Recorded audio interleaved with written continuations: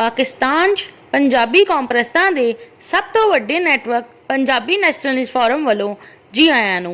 Pathan Bloch ते हिंदुस्तानी मुहाजरां दे नाल की करना चाहिदा है।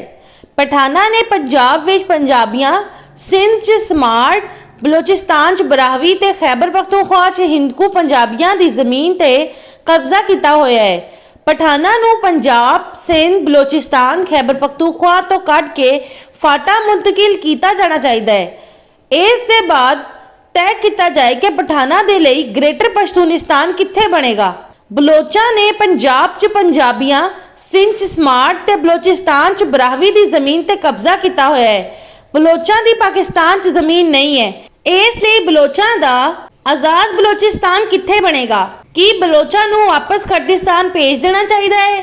हिंदुस्तानी मुहाजरां ने पंजाब च पंजाबियां ते सिंध च स्मार्ट दी जमीन ते कब्जा किया होया है।